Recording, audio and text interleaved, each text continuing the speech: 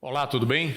Nós estamos iniciando mais um podcast do Centro Universitário Farias Brito e hoje com um tema muito importante, um tema fundamental, um tema básico, que é a questão do saneamento básico, especificamente do esgotamento sanitário.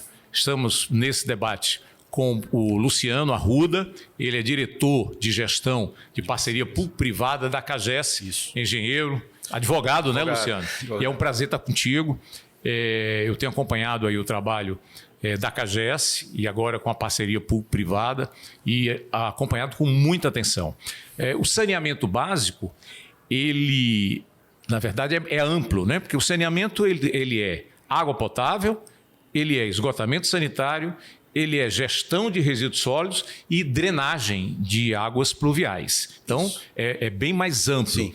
E, lamentavelmente, Luciano, a gente observa que muitas vezes os gestores, eles não dão o devido valor, preferem inaugurar obras visíveis, né? Quando você faz uma creche, uma escola, uma praça, que ela é visível, todo mundo vê. E o esgotamento sanitário, a drenagem, subterrânea. Isso é subterrâneo, né? A própria água, né? O encanamento é subterrâneo e tem muito menos inauguração, talvez, menos festa. Causa muito transtorno. Mas isso é muito transtorno, né? Para os automóveis, né? Para o transporte. Mas, na verdade, a gente tem observado, eu já pesquisei sobre isso, que R$1 investido em saneamento básico significa R$4 em saúde. Em economia para a saúde, né? Isso. Então, eu queria primeiro entender por que a CAGES buscou uma parceria público-privada, já que, inclusive, é uma direção nova, é um trabalho novo que vocês estão realizando agora nos últimos anos. Sim, bom, primeiro, professor Bruno, me permita chamá-lo assim. Foi meu aluno com muita honra. Foi, sim, isso aí já faz um tempo. Um tempinho. 89, 90, início da década de 90. Isso. E eu me encantava muito com as suas aulas, sempre muito, né, obrigado. Enfim, ilustrativas. A gente sempre ficava imaginando as suas abstrações dentro da aula, falando sobre tantos temas, geografia, história. Isso. E certamente isso foi muito impactante. Influenciou muito algumas decisões da minha trajetória. Bom, enfim, é um prazer poder explicar esse assunto. De fato, a necessidade do enfrentamento dessa questão no Brasil, ela já é bem antiga e assim, nós estamos tentando correr contra o tempo. Nós temos, como você falou muito bem, a missão, o saneamento básico, ele se subdivide em 4 pontos. Né? As empresas estaduais, como é o caso da CAGES, e eventualmente municipais, como são os sistemas autônomos, os SAAIs, né? Isso eu vou explicar aqui também em números. A elas compete justamente a questão da distribuição da água potável e da retomada, né, do efluente, daquilo que entra, para que saia com transporte e tratamento e destinação adequada, que é através das estações de tratamento de esgoto. Perfeito. As outras 2 funções, como você bem falou, em geral estão a cargo dos municípios, que é a coleta de resíduos sólidos, do lixo, né, e a questão em torno da drenagem, né? Da drenagem das águas pluviais. Bom, por que eu digo que há um atraso, né, na verdade, nessa missão? E isso não é privilégio negativo apenas do Ceará, mas em todo o país. O Ceará, na verdade, tem até números favoráveis comparativamente a alguns estados do norte e outros irmãos aqui nordestinos. A entrega da água, ela é praticamente universalizada, né? Quase todas as casas, as residências unifamiliares têm o seu ponto d'água, como se costuma dizer. Perfeito. Não é? Isso hoje no Ceará já representa mais de 90%. Para mais de 90%. Nós estamos chegando a 94%, 95%. Em regiões metropolitanas como Fortaleza já é quase plenamente universalizado. Perfeito. Entretanto, a questão da gestão do esgoto, não é? Que é a coleta, o transporte e a destinação adequada, o tratamento do esgoto, ele ainda é bem precário. Certo? Nós temos cidades no estado do Ceará, dentre as quais nós estamos cuidando na PPP, que é zero. Né? Zero tratamento de esgoto, zero coleta de esgoto. As pessoas se salvam com as suas fossas e seus sumidouros, né? Que precariza bastante as questões de saúde. Você há pouco falou dessa conta que a gente vai falar um pouco mais na frente, em torno de cada real, cada dólar, qualquer moeda que se invista em saneamento básico, né, você tem uma economia para as outras atividades, sobretudo para a saúde, na ordem de 4 a 5 vezes aquele valor investido. Tá. Pois bem, então o que aconteceu foi que o Congresso Nacional, no final da década passada, estava discutindo essas questões de como se resolver, de como se equacionar esse problema. Surgiu o marco do saneamento básico em 2020, né? O Congresso 2020, a Lei 14.026 de 2020, ela justamente estabeleceu o marco regulatório do saneamento básico, né, onde ele institui o programa, as metas, inclusive, para que a gente tenha que atingir até 2033 essa universalização. Em geral, esses contratos de PPP, para que eles sejam economicamente interessantes para as empresas e para que também, como você falou bem, como o saneamento são processos, eu diria, lentos para se avançar, ele interfere muito nas cidades, ele causa bastante transtorno, às vezes, nas questões de transporte, enfim. E são obras, de fato, subterrâneas em geral, né, e nós precisamos de tempo para fazer. Então, nós temos, através do marco legal, discutiu-se no Congresso Nacional essas questões a partir de 2014, 2015. E a CAGES, instigada pelo então governador Camilo, tomou para si esse desafio, não é, de encontrar uma solução para que se equacionasse esse problema. Tá. E, de fato, veio o marco legal em 20 e 21, 22, a CAGES se preparou para estudar qual seria o formato, o modelo adequado para se fazer esse trabalho. Chegou-se à conclusão de que seria uma PPP. Por que a PPP? A PPP, ou parceria público-privada, ela é um modelo em que o privado assume uma função pública, né, evidentemente que monitorado, regulado pelo Estado. Perfeito. Né? Nós temos não apenas a própria CAGES, como nós temos aqui no Estado do Ceará uma agência reguladora, a ARCE, que faz um acompanhamento desse processo. E por que a PPP? Bom, a PPP, como é que se estruturou a PPP do Ceará? Nós, internamente na CAGES, entendemos que deveria ser feito um projeto piloto já bastante razoável. Né? A CAGES, dos 184 municípios do Ceará, ela está presente em 152, certo? Os outros são sistemas autônomos. Vamos lembrar que o Ceará tem 184 municípios, né? Se tem 152, os sistemas autônomos de água e esgoto seriam em 32. 32 municípios. 31, porque no município do Crato, eles também fizeram uma parceria público-privada, por sinal, com a mesma empresa que nós estamos associados aqui. Então, é um caso à parte lá, o município do Crato. Mas Sobral, Crateús, Quixadá, alguns municípios do Sertão Central, eles são sistemas autônomos, portanto, fora, o próprio município é quem faz essa gestão. Perfeito. E nós chegamos à conclusão, professor Bruno, em razão justamente do modelo de contrato da parceria privada que permite em um só leilão, o que se fez? Pegou 24 desses municípios, dividiu-se em dois blocos. 24 municípios seriam que municípios, assim, área metropolitana de Fortaleza e Cariri. E área metropolitana do Cariri. A área metropolitana de Fortaleza norte e sul, como nós dividimos, na verdade é leste e oeste, né? Porque o entendimento aqui, Fortaleza está numa zona setentrional em que está à esquerda, no caso, a leste, aqui até São Luís do Curu, Trairi, Caucaia. Luciano, a área metropolitana de Fortaleza hoje tem 19 municípios. Sim. Mas parece que não todos. São 17. São 7? São 7 do Cariri e 11 da região metropolitana de Fortaleza. Isso, é isso. Perfeito. Portanto, as maiores economias do Estado, né, a própria capital, Fortaleza, Maracanaú, Caucaia e Juazeiro do Norte, são as 4 maiores economias, estão dentro desses dois blocos. Dividiu-se, né, aqui, o bloco 1 são 17 municípios, o bloco 2, outros 7 municípios, onde compreende a região metropolitana de Fortaleza. E o que se evidenciou, por que a PPP?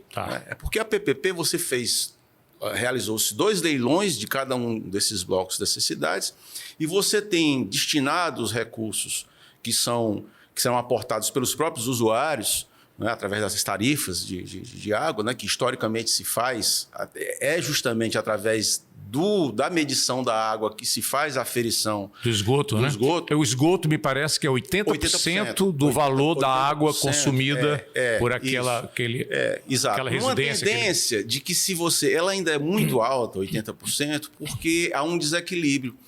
se você universalizar, ao tempo em que você vai universalizando, você certamente vai baixar esse percentual. Perfeito. A tendência é essa.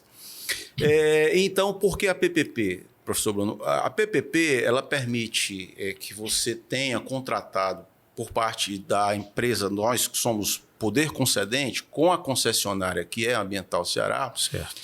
De fazer um planejamento, não é, macro, tá. Não é, e fazermos as obras independentemente de haver uma licitação para cada iniciativa daquela. Entendi. Certo? Então, você tem um pacote, digamos assim, você tem um recurso.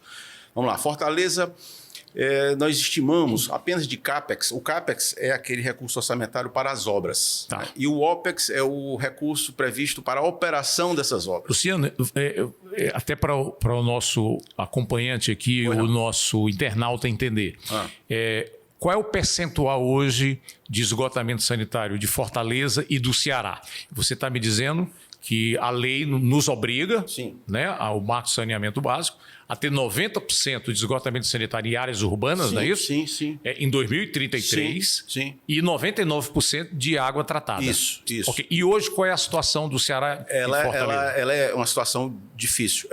Na região metropolitana de Fortaleza é na ordem de 60% de cobertura. Okay. E quando ela vai para o interior, região do Cariri, ela cai para 30%. Tá. Portanto, você tem municípios até que você tem uma área de cobertura, mas a coleta em si ainda é abaixo do que aquela Parece área. Que parte da população não liga-se exatamente ao sistema. Esgotamento ela sanitário. não tem uma contingência obrigatória de fazer aquela ligação, de formas que, enfim...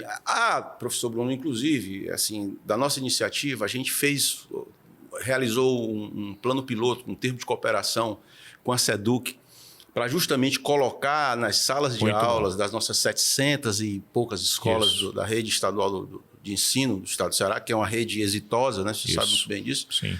Para que se inclua nas disciplinas, na grade curricular das disciplinas eletivas, o curso ou a formação, digamos assim, a matéria, vamos dizer, ser mais claros, do saneamento educação básico, né? para o saneamento básico. Né? Aí entra também a questão do lixo, resíduo sólido, que é seríssimo também. É comum, sabe-se muito bem, que as crianças, em geral, os mais jovens, são capazes de estimular dentro de casa, aos pais, aos avós, às famílias em si, o valor dessas questões. Né? Esse é o desafio. Eu acredito que isso nunca, de fato, foi equacionado, muito em razão das soluções paliativas que são dadas para o esgotamento sanitário. Né? Quer dizer, na verdade, as pessoas terminam por valorizar o serviço de água, porque é um bem essencial, necessário para a sobrevivência. Entretanto, quando essa água é utilizada, né, e há a necessidade de se efluir, de se devolver para o meio ambiente esses resíduos, as pessoas encontram soluções paliativas através das fossas, dos sumidouros, às vezes nem isso. E isso, historicamente, foi muitas vezes, e sobretudo naquela população de mais baixa renda, onde não houve esse investimento, o esgoto vai para a rua. Vai para a rua. Né? Você vai ver, assim, às vezes, andando nos bairros de Fortaleza, aquilo que você vê lá nas coxias não é água, é esgoto. Né?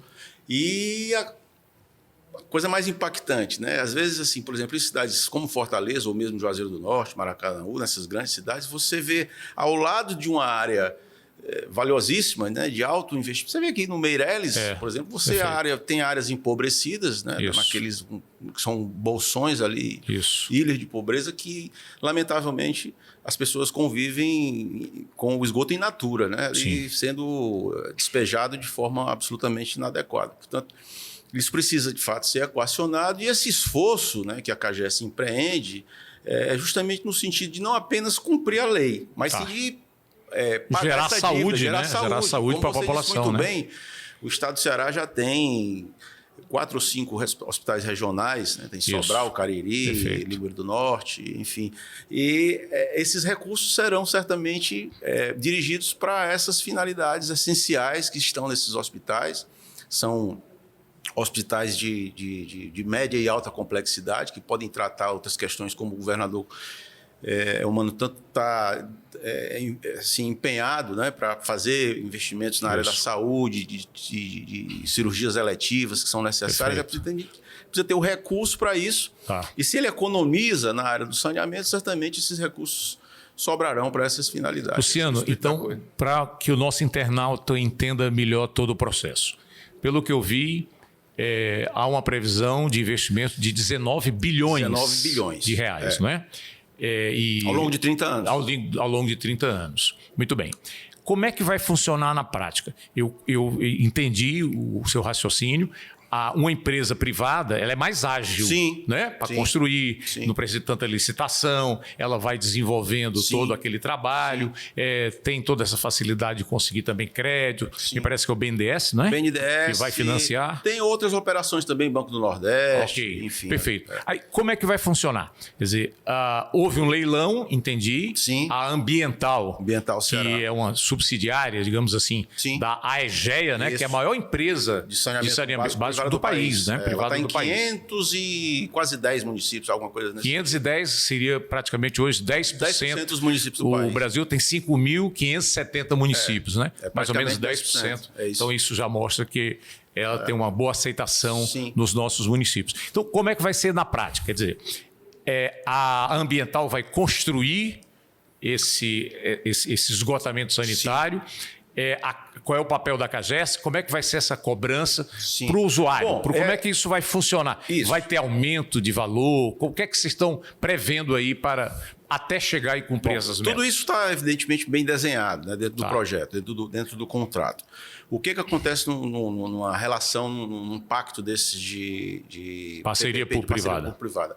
O privado, como ele tem capacidade de captação dos recursos com mais facilidade e de execução dos serviços, ele tem condição de acelerar com qualidade aquele serviço que o Estado, mesmo que tivesse o recurso, ele teria que fazer uma licitação para cada iniciativa daquelas. Aí você tem os recursos das licitações, enfim, você jamais atingiria, mesmo que nós tivéssemos o recurso, a CAGES, nós provavelmente não atingiríamos as metas previstas para 2033.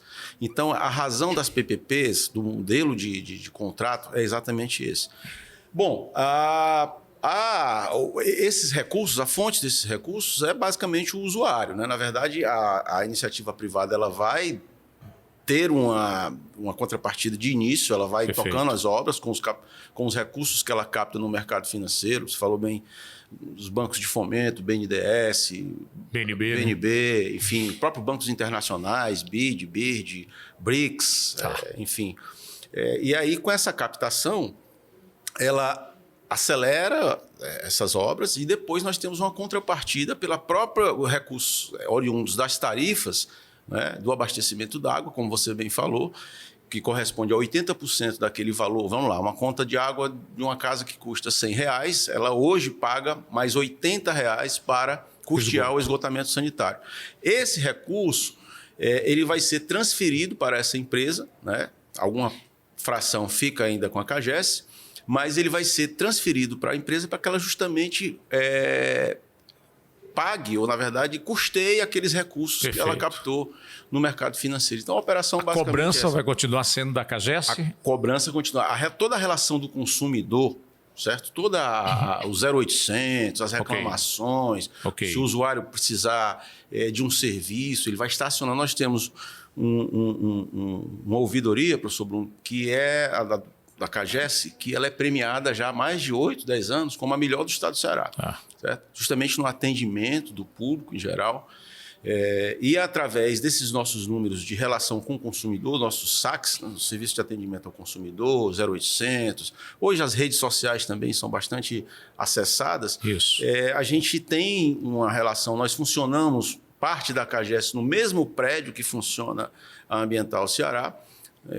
Nós temos uma relação muito próxima. Ali, por exemplo, tem um espaço que vai ser brevemente anunciado, mas já posso antecipar aqui, onde tem aquelas caixas d'água ali na Antônio Salles com Tiburcio Cavalcante, que é o espaço da MTL. Ele vai ser um espaço de operação conjunta nossa, da diretoria, com a Ambiental Ceará, no sentido de que a gente tenha equipes de atendimento mais rápidos, para dar uma fluidez mais rápida. Porque entenda que Fortaleza é a operação mais complexa desse projeto, né? Fortaleza corresponde a 55% do faturamento da CAGES. Perfeito. Certo? Tanto é que o próprio município de Fortaleza ele é sócio num percentual pequeno, mas ele é também um dos que compõe a relação societária. Luciano, outra coisa que tem me chamado a atenção, de forma positiva. Nós sabemos hoje dessa questão das mudanças climáticas, do aquecimento global, né? Nós sabemos que o esgotamento sanitário é fundamental. Eu imagino como é que está vivendo lá a população de Porto Alegre, onde não tem um esgotamento sanitário devido. E eles iam, inclusive, estava previsto a redução de algumas proteções, de algumas defensas lá no Rio Guaíba. Eu andei ouvindo aí. Pois é. Eles estavam... como é que... o mercado imobiliário estava avançando sobre umas áreas que, na verdade, são utilizadas para defesa ambiental. Pois é, muito bem. Então, de qualquer maneira, como é que hoje ocorre? Como você falou, a CAGES está presente em 151 municípios, né? Só não está presente em 151, né? Só não está presente em 33, porque o Crato já está operação específica. 32 especificamente.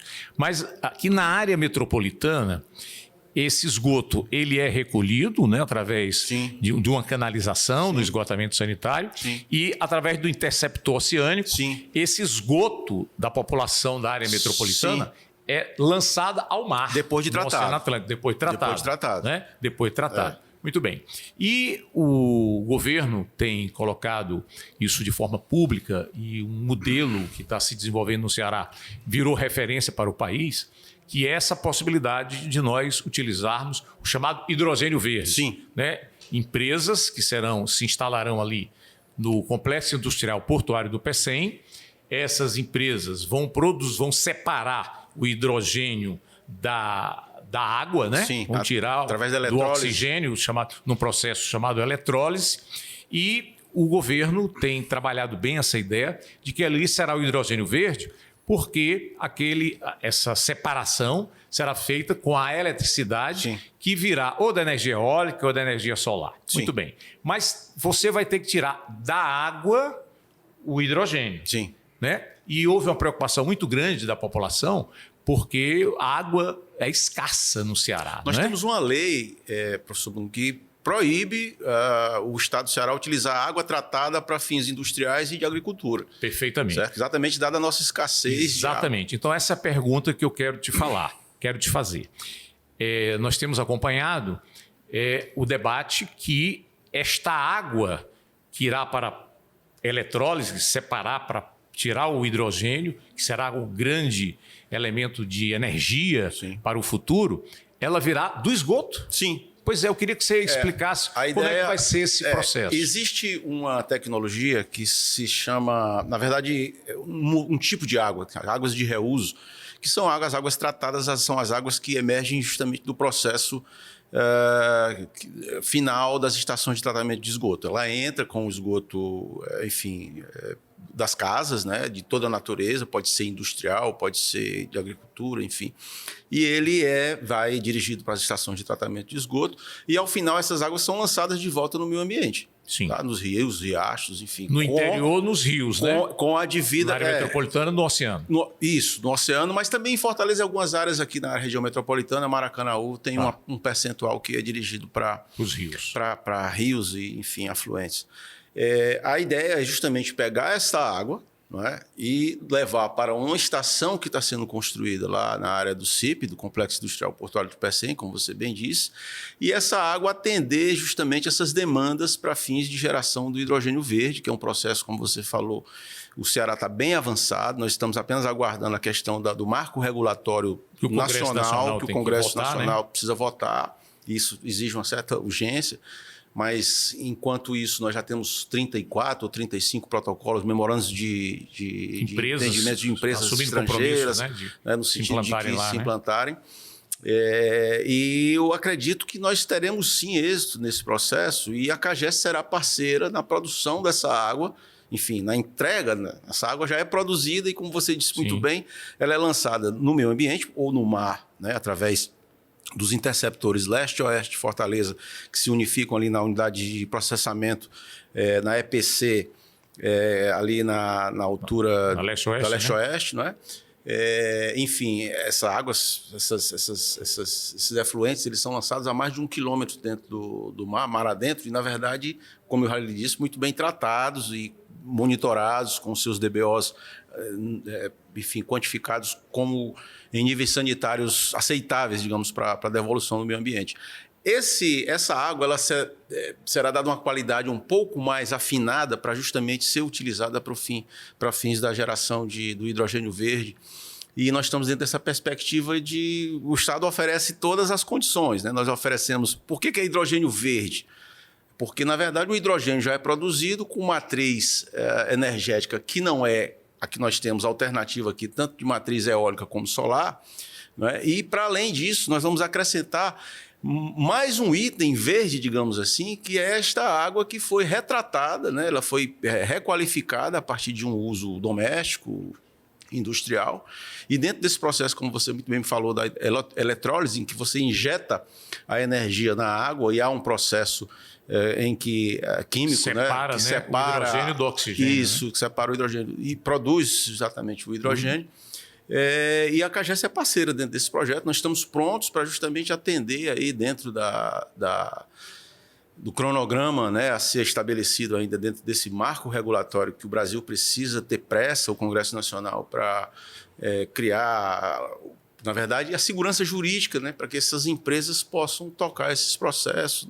Normalmente são empresas estrangeiras que detêm essa tecnologia e a gente precisa estar Luciano, preparado. então, pelo calendário da CAGES e da Ambiental, quando é que nós vamos chegar a esse processo de universalização de esgotamento sanitário no Ceará? Nós temos a meta de 33 e nós temos metas intermediárias até 33. Né? Esse é um contrato de performance que nós temos com a Ambiental Ceará, portanto, nós pagamos eles conforme os indicadores previstos no contrato. Perfeito. Entendeu? Tem índices, entregas percentuais a serem atingidos.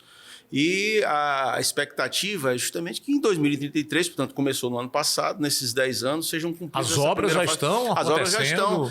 Nós temos os bens, o que nós chamamos de ativos, que são as próprias estações, as elevatórias, as tubulações. Né? O que é previsto dentro desse contrato? A construção de mais de 4 mil quilômetros de novas redes. 4 mil quilômetros, professor Bruno, eu acho que daqui para... Não sei se para Santiago do Chile, alguma coisa nesse daqui para Recife é 800 quilômetros. Né? Acho que até o Rio Grande do Sul, é muita coisa. São 4 mil quilômetros de redes, né? Previstas. Mais a construção de algumas estações. Nós temos 212 estações já entregues aí. No Ceará? No Ceará. Não, dentro da PPP. Sim, certo? Essas 212 estações nós já entregamos, são o que nós chamamos de bens reversíveis. Okay. Ao final do contrato, o Ceará, digamos que passados os 30 anos, a CAGES retoma todo aquele patrimônio, okay, né, como requalificado, com as devidas aperfeiçoamentos necessários ao longo do tempo que serão necessários para justamente atender essa demanda. Então, você falou muito bem que o processo de escolha foi através de um leilão, né? Leilão. Quem oferecesse aquele serviço com qualidade, num preço competitivo, né? Porque foi um leilão, então era quem tinha o melhor preço. Isso, é o que tinha o melhor preço. Né? Mas a EGEA, nós comentamos aqui no início, que era a maior empresa de saneamento básico do Brasil. Onde é que ela já está trabalhando? Quer dizer, antes daqui do Ceará, é Rio de Janeiro? Onde é que ela está no Rio. Bom, nós inclusive já visitamos algumas dessas operações. Elas estão no Mato Grosso do Sul, que é onde elas começaram, na verdade. A EGEA começou como operadora de saneamento básico lá no Mato Grosso do Sul. Nós tivemos agora lá em março. Próxima semana deve vir um dos diretores deles, que nós estamos sempre muito próximos. As empresas, só para lhe explicar aqui e mandar um abraço, uma saudação para o nosso presidente, Neuri Freitas, Perfeito. que o Neuri... Neuri é o presidente da CAGES. Da CAGES é o presidente da Associação das Empresas de Saneamento Reconduzido, Básico, né? já pela segunda vez. Então assim, ele é uma referência no Brasil. Ele é uma Brasil, referência né? nacional. Ele é talvez uma das maiores... Que eu conheço dos eventos, dos fóruns, dos encontros, dos seminários sobre o assunto que eu participo aqui, enfim, nacional. No Brasil, eu acho que não há uma outra autoridade tão qualificada que nós temos aqui a sorte de ter, que é o presidente Neuri. E na próxima semana nós vamos ter um treinamento, um seminário de integração da CAGES com a Ambiental, no próximo dia 13, e virá o presidente da Sanesul, que é a CAGES do Mato Grosso do Sul, que foi quem iniciou esse processo. Eles estão aí uns 3 anos à frente da gente, né? Eles já enfrentaram as dificuldades que nós estamos enfrentando. A tarefa tem também dificuldades, percalços, a gente precisa ir adaptando tudo isso. Você não mexe com uma cidade do tamanho de Fortaleza, de Juazeiro do Norte, de Maracanaú, sem que haja transtornos, sem que haja insatisfação. Perfeito. Enfim, no geral, nós estamos dentro do que era previsto, mas como eles estão mais avançados, né, eles vão vir aqui justamente para dar um treinamento, fazer uma integração no sentido de que a gente possa antever algumas dessas dificuldades. Então, respondendo sua pergunta, a Ambiental está no Amazonas, está no Piauí, está no Mato Grosso, está no Paraná, está no Rio de Janeiro, lá com Águas do Rio. Ela entrou também agora uma parte no Rio Grande do Sul, bem anterior a esse processo aí que aconteceu agora, né, desses trágicos eventos no Rio Grande do Sul. Enfim, ela está em 500 e poucos municípios aí. Eu acho que, inclusive, ela é uma das concorrentes para a privatização da Sabesp, né, que é a grande empresa, uma das maiores empresas de saneamento básico do mundo. Perfeito. Que é a de São Paulo. Enfim, ela tem demonstrado bastante competência no trabalho. Há ajustes a serem feitos constantemente. Claro. Eu praticamente todos os dias me encontro com o André Facó, que é o presidente da empresa, que é um ex-presidente da própria CAGES, portanto conhece muito bem o sistema. A CAGES, né? Tem uma outra diretora de Relações Interinstitucionais lá, que é a Águeda Muniz, que foi secretária de Meio Ambiente e Urbanismo de Fortaleza. É um quadro muito competentíssimo. Então, assim, a própria CAGES em si, professor Bruno, ela tem um quadro de técnicos e de pessoal assim ultra preparado, sabe? Perfeito. São muito bem, não apenas qualificados no sentido de terem ingressado na empresa da forma como ingressaram, mas sobretudo que são treinados constantemente, entendeu? Com as tecnologias, com enfim, a participação em eventos, seminários.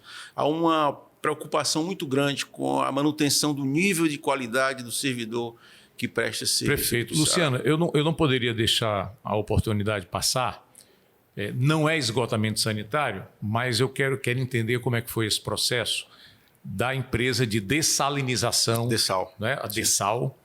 Eu acho que a população tem acompanhado pela imprensa, está se implantando aqui na área da Praia do Futuro. Isso. E nós vamos dessalinizar a água para abastecimento humano, né? Para abastecimento das empresas, das pessoas, com água tratada. Sim. E eu queria compreender esse processo também. Está sendo feito via uma parceria público-privada? Sim. É uma outra empresa, não é? Uma empresa cearense, a Marquise, que é a parceira da CAGES nesse processo. Quem está tomando conta, digamos assim, dessa parte inicial, enfim, dessas tratativas antes de que a empresa comece a operar é a própria diretoria da presidência, a DPR. Perfeito. Em seguida, que ela passa para a operação para a nossa diretoria, a previsão é justamente essa. Mas deixa eu lhe explicar uma coisa, professor Bruno, que é importante se dizer. Hoje, 100% da água consumida em Fortaleza e região metropolitana, ela vem do interior do estado. Muito importante isso, hein? O que eu estou querendo dizer com isso?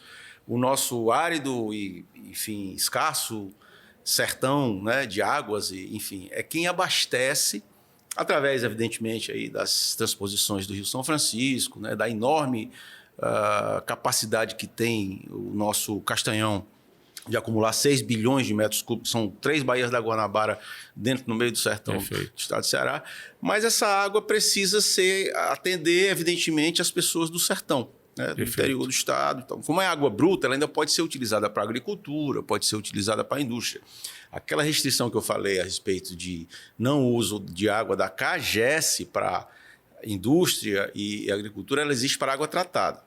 A água bruta lá dos reservatórios, ela pode ser utilizada na agricultura. Hoje, na prática, essa água é uma outra organização. É uma outra empresa, né, do Estado, mas a COGÉ, ela faz a gestão e vende essa água para a CAGES.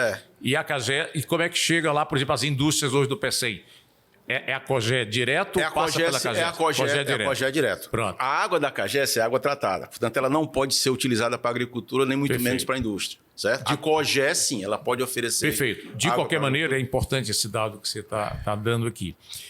Essa água que é tão escassa, que é tão importante para o nosso povo do interior, ela está vindo e abastecendo também as indústrias, do PCI, porque elas precisam de água. Mas sim, isso. E quanto à sua pergunta, Pronto, a Dessal, o que é previsto? A Dessal, ela se pretende atender algo em torno de 1/3 da população da região metropolitana de Fortaleza. Perfeito. É algo em torno quase de 900 mil, 850, 900 mil pessoas. Com água de qualidade, com uma tecnologia israelense que é quem detém a técnica, né, a expertise. 80% da água do Estado de Israel vem do mar. Vem do mar. Apenas 20% vem do famoso Rio Jordão. Perfeito. Né, bíblico. Perfeito. Rio, Perfeito. Que abastece. Então, assim, a água Israel, evidentemente, você sabe muito bem disso, é uma questão estratégica. E para o Ceará, não muito menos. Né? Nós temos que tratar a água no Ceará. Nós temos 85% do nosso território sob o alcalino, onde a água não é difícil se armazenar, ela bate, corre, vai para os rios que são rios provisórios, rios que, temporários, na verdade, né? São temporários. Os rios não são perenes, não tem água o ano todo. Você chega lá na minha Sobral, na época de chuvas, e você vê o rio correndo, e diz assim, rapaz, eu tô aqui. O Aquaraú é o aí seca é osso. Só são 3 meses disso. 9 meses ela corre para o mar e já não se guarda mais essa água. Enfim, a expectativa é que justamente com a Dessal, a partir de 2000, a ideia é que ela já começasse a operar em 2025. Né? Há aí um impasse, né, em relação às empresas de telefonia, de comunicação, que afirmam que haveria uma interferência na área. Me parece que já está afastado essa hipótese, né?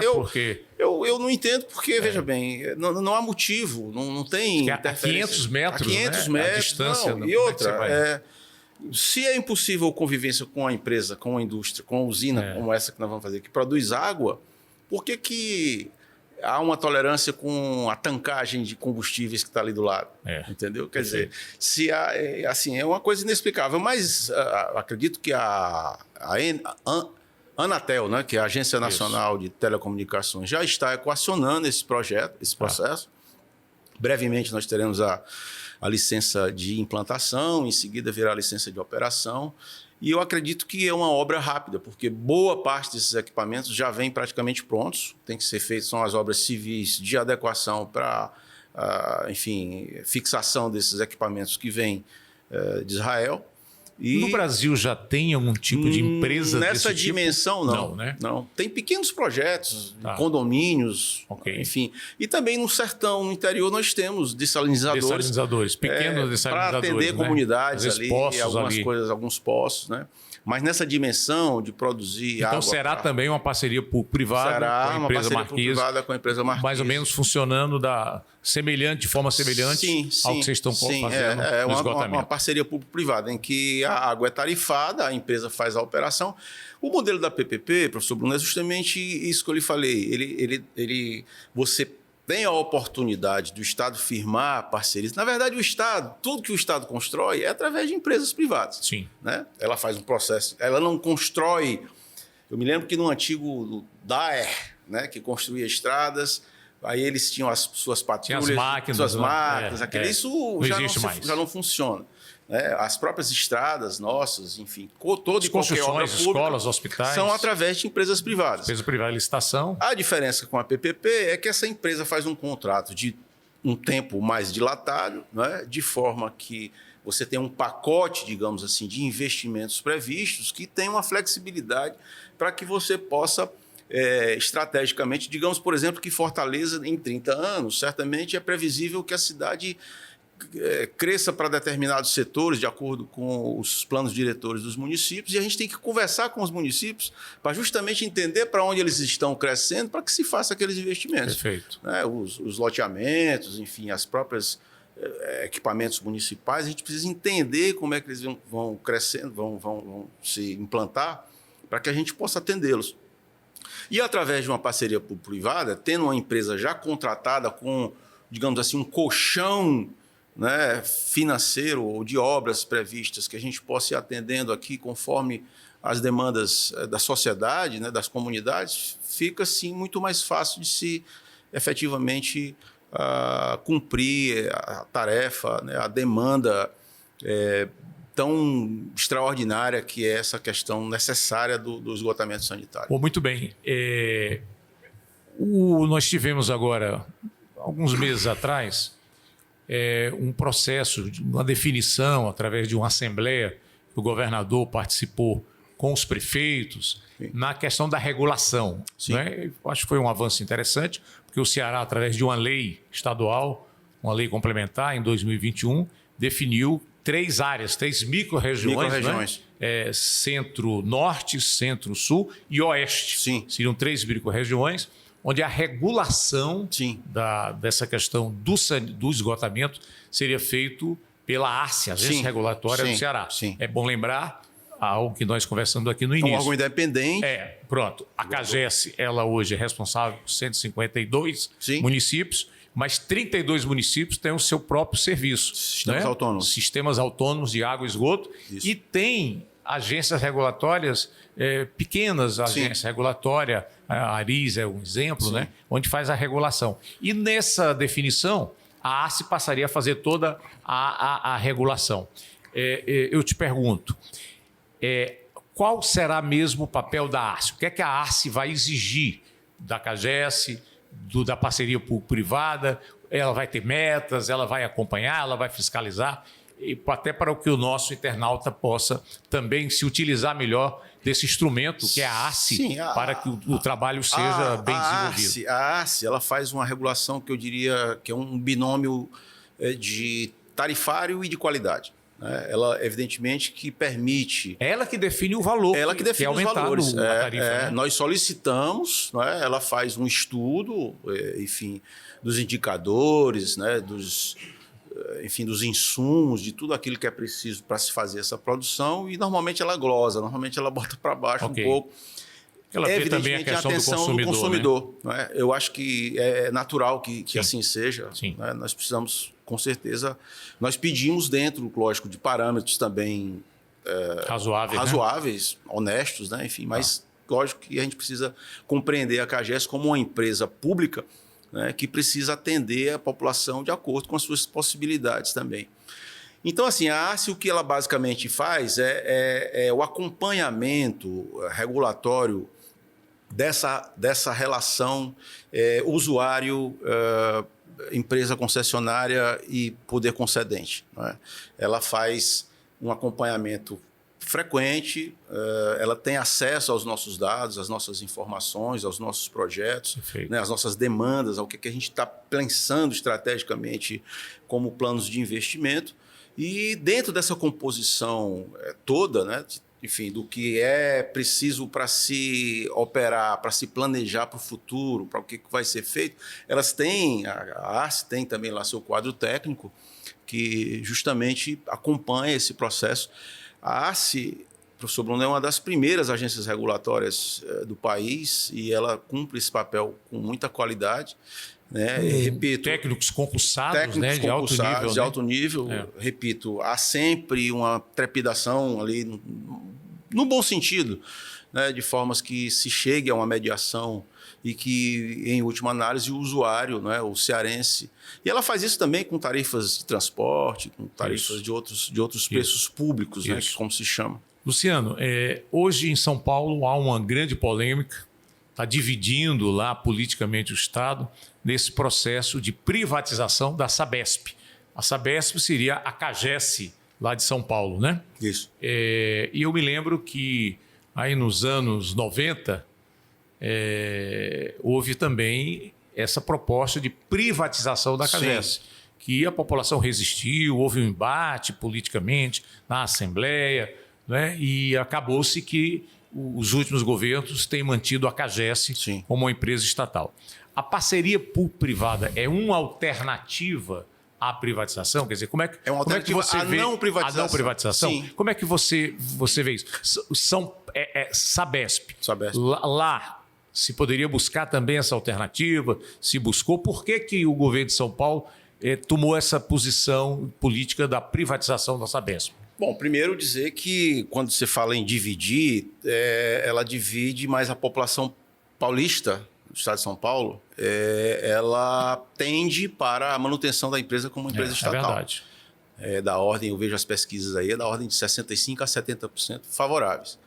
A questão da decisão em torno da privatização é uma decisão política, dada uma questão ideológica, política ideológica do atual governante lá, ele tem as suas razões, os seus motivos, mas eu acho que é inadequado do ponto de vista estratégico e considerando São Paulo, não é assim, as condições, enfim, econômico-financeiras de um estado, de fato, da dimensão que é São Paulo, a gente não tem muito como fazer comparativos com o estado do Ceará, que é um estado que ainda precisa investimentos públicos de uma Nós ordem... não atingiríamos essas metas do marco de saneamento só pela CAGES. Jamais, porque operacionalmente, é o que eu estava lhe dizendo, como as obras exigem tempo, mobilização de recursos, enfim, num tempo relativo, 10 anos é um tempo curto, já passou-se um ano, nós só temos 9 para chegar à universalização em 2033.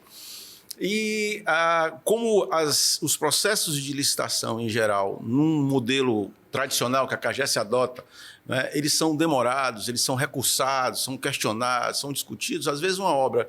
Veja o caso da Dessal.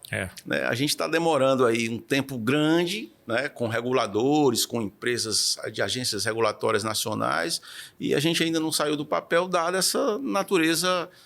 assim, antes de se iniciar o próprio processo da PPP. Eu penso que quem defende a privatização de empresas de serviços públicos tem que pensar bem sempre. Não se pode ser contra a privatização. Sim. Algum serviço pode ser privatizado. Telefonia. Né? Telefonia é um sucesso. A privatização da telefonia. Isso é inegável. Mas, por exemplo, na questão da distribuição de energia elétrica, já há uma ponderação.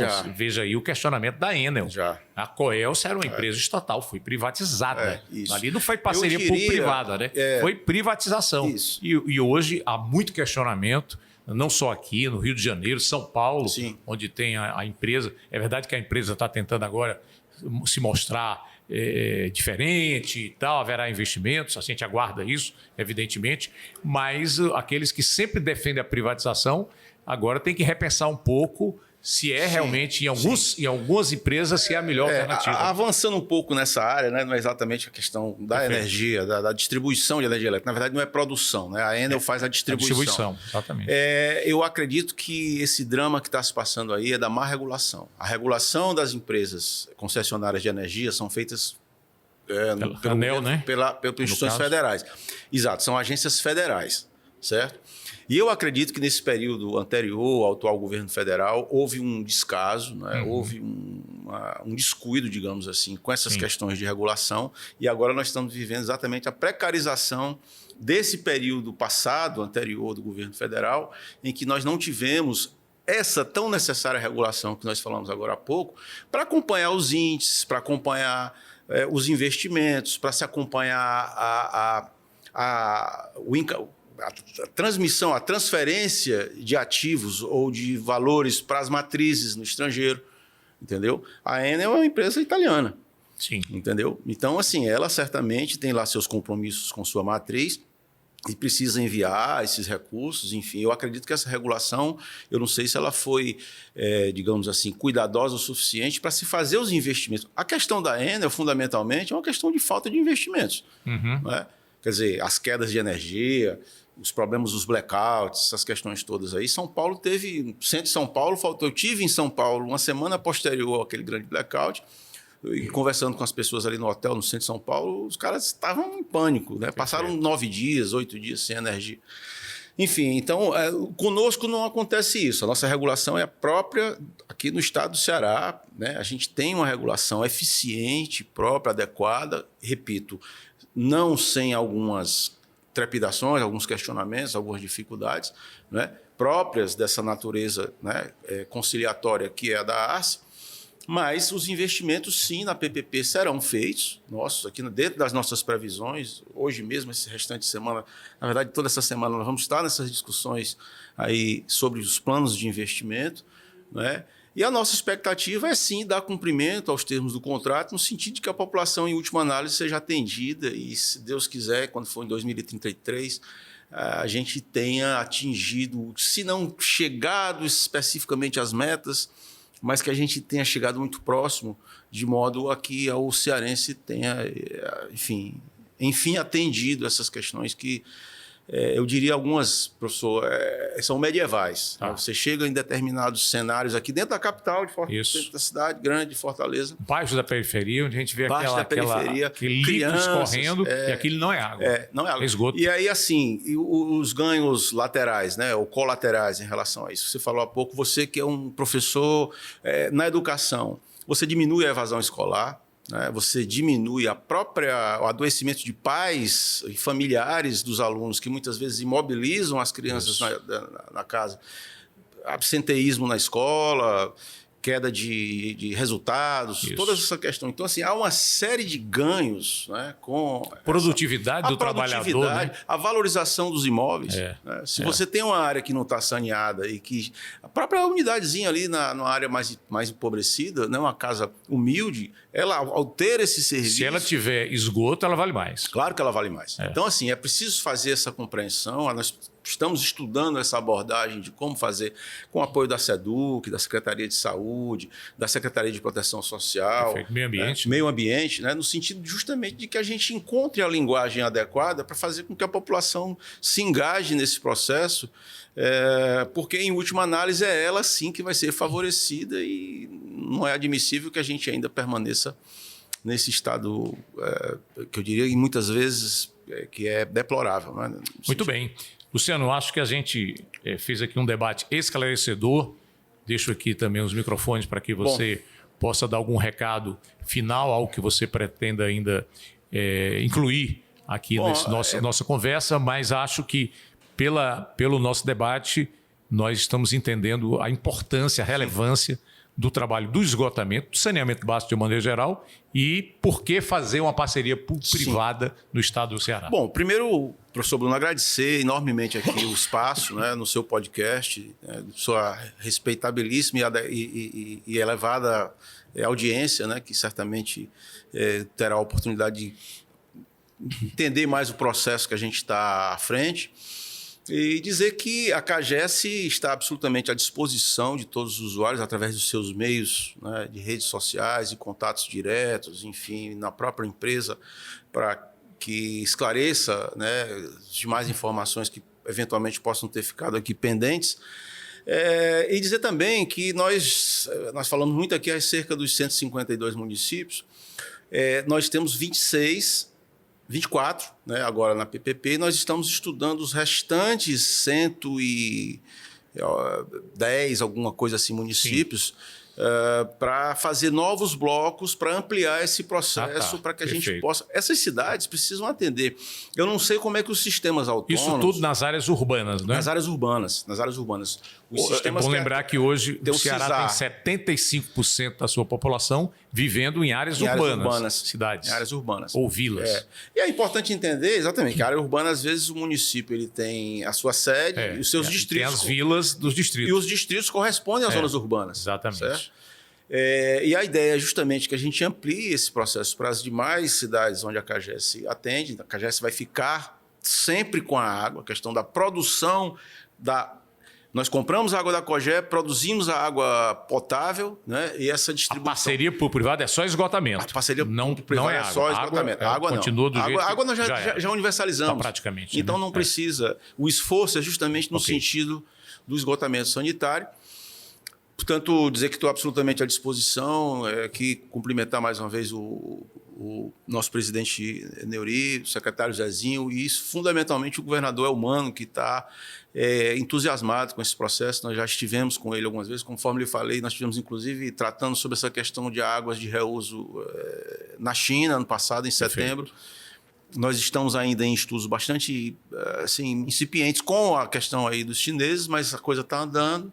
E a ideia é que a gente avance e que o Ceará, mais uma vez, apresente as soluções que estão de forma criativa, de forma inovadora, não é? E de forma competente, o Ceará tem feito aí com a nossa gente. Perfeito. Quero agradecer aqui Luciano Arruda, ele que é o diretor de gestão de parceria público-privada da CAGES. Agradecer também ao presidente Neuri, não é? Que tem dado aí, com seu exemplo, com seu trabalho, se tornado uma referência no país para o serviço de água e de esgoto, e dizer para os que nos acompanham que na próxima semana nós estaremos com mais um assunto de relevância para o Ceará e para o Brasil. Até lá então, boa semana.